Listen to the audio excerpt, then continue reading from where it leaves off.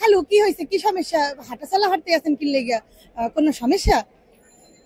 না মনে কোনো সমস্যা না, মোরা বলে এবারে খালি খাইতে আইছি। হ্যাঁ, মোরা বলে খাই আবাইতে কি খালু আবাইতে কি এই কথাবার্তা কইলে মোরা কেন থাকবো, মোরা চলেন ঢাকা চলিয়ে যাই। এখন যদি লঞ্চ থাকতো তাহলে অবশ্যই চলিয়ে যাইতাম। মানে এইসব কথাবার্তা বলে বরিশালের ভাষায়, যেহেতু আমি যখন ক্যারেক্টারে চলে যাই অবশ্য তখন বরিশালের সাথে লঞ্চের সম্পর্কটা কেমন আসলে এটা না বরিশালের ভাষায় কেন, বাট আমার হলো আমরা যে লঞ্চে আগে চলাফেরা করতাম সেটা অনেক ভালো একটা জার্নি ছিল আমাদের। শুয়ে শুয়ে যাওয়াটা, সারা রাত জার্নি করাটা, বাট সবাই তখন থাকতো, ব্যাপারটা ভালো লাগতো তখন। কিন্তু এখন তো সেটা নেই, আমাদের সরকার যেহেতু চেঞ্জ করে ফেলছে, আমাদের যেমন পদ্মা ব্রিজ দিয়ে দিয়েছে, এখন তার এটার আমাদের সুযোগ নেই। কিন্তু আমরা যখন শুটিং এ যাই, আমি যখন কুয়াকাটাতে যাই শুটিং এ, তখন আমি বরিশালে লঞ্চে যাওয়া হয়, সবাই একত্রিত জিলে অনেক ভালো লাগে। লঞ্চ জার্নিটা আমার কাছে খুব ভালো লাগে। মোর কোনো সমস্যা হয় নাই, মুই একসাথে কাজ করিয়া যাইতে আছি, কিন্তু মাঝখানে একটু অসুস্থ আছিলাম, তো এর লেগে 1 বছর একটু গ্যাপ চলে গেছে। যাই হোক, এটা কোনো ব্যাপার মনে হরি না, মুই এখন একটা না কন্টিনিউ কাজ করে যাইতে আছি। আপনারা কিন্তু অবশ্যই মুখে কিন্তু বরিশাল্লা ক্যারেক্টারে নিতে আছেন, আর মুই কিন্তু একশের বরিশাল্লা ভাষায় কথা ফাটাই দিতে পারতে আছি নাটকে। মোর আরো ঈদে নাটক আইবে, বরিশাল্লা সিঙ্গেল অনেকগুলো আইবে, অলরেডি অনেক কিছু করিয়ে হালাইতে আছি। আমরা যদি মুখে অ্যাকসেপ্ট করেন, মুই কিন্তু বরিশাল ভাষা দিয়ে হারাই এলাম নাটক করিয়া, বুঝলেন?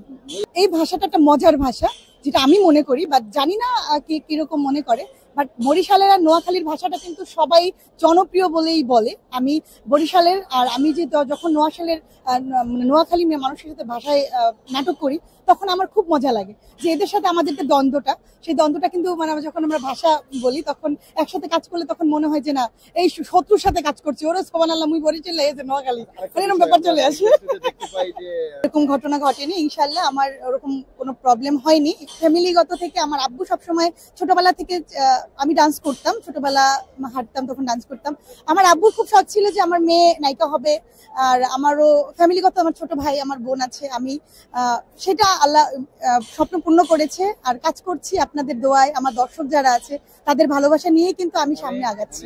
নায়িকাই আমরা কথা বলেছে যে আসলে মিডিয়াতে মেয়েদের ক্ষেত্রে নাকি যে গিভ এন্ড টেকের বিষয়টা থাকে, সেক্ষেত্রে আসলে কেমন বিষয়টা আমাকে না, এই ব্যাপারটা আমি ক্যামেরার সামনে বলাটা আমাদের রাইট না আমি মনে করি। এই জন্য এই ব্যাপারটা যার যার পার্সোনালিটি ব্যাপার, বাট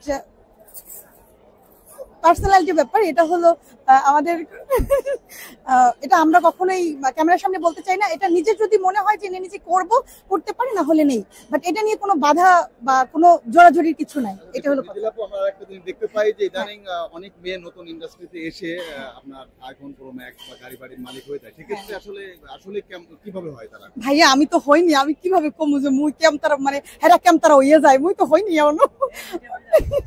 আচ্ছা, সেক্ষেত্রে আপনার কোনো অফার এসেছিল কিনা এরকম? না ভাইয়া, এরকম অফারের কিছু নেই, বাট আমার মনে চাইলে আমি করবো, আমার মনে চাইলে করবো না, এরকম কিছু। বাট কখনোই জোরাজোরির কিছু নাই, এটা সম্পূর্ণ নিজের ব্যক্তিগত ব্যাপার, আমি এটা নিয়ে কোনো ইয়ে করতে চাচ্ছি না। বরিশাল্লা ভাষা একসেপ্ট করে নেবেন আমরা, কিন্তু একসের বরিশাল্লা ভাষা দিয়ে ভাড়াইয়া লাইতে যাই নাটোরিয়া, যারা মুই আছি, সাবরি ভাই আছে, মোশাব করিম ভাই আছে, দিল্লু ভাই আছে, তারপরে যে আমাদের হাজার ভাই আছে, সবাই কিন্তু মোর একসের বরিশাল্লা। যাই হোক, বরিশাল্লা ভাষাই করতে চাই, মোরা কিন্তু এভাবেই আমরা নেবেন বরিশাল্লা ভাষায়। মুই একসের নাটকের ভিতরে ভরে থাকতে চাই, আর আমি কমেডি ভরে থাকতে চাই, ভালোবাসা কিন্তু একসের চাই।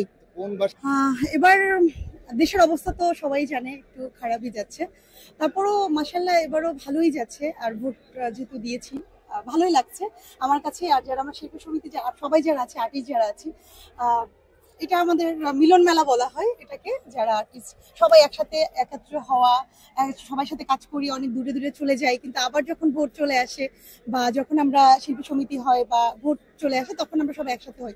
আমার এটা খুব ভালো লাগে দিনটা, যে এই দিনটা যদি সারা জীবন থাকতো, সবাই একসাথে থাকতে পারতাম, এরকম। আমি এখন নাটক নিয়ে আছি, আমি যেহেতু নাটকের মিথিলা মৌ, সবাই আমাকে চিনে, বাট আমি নোয়াশাল সাবির ভাইয়ের আরটিভির সিরিয়াল 100 ধারাবাহিক করে এখান থেকে ওঠা। আর এখন ধারাবাহিক চলছে আমার, ঈদে কিছু কাজ গিয়েছে, সিরিয়াল চলছে, আমার সিঙ্গেল আছে, আর 2টা মুভিতে কাজ করছে, একটা আমার সেন্সরে আছে, আর একটা হলো শুটিং চলছে আমার। এই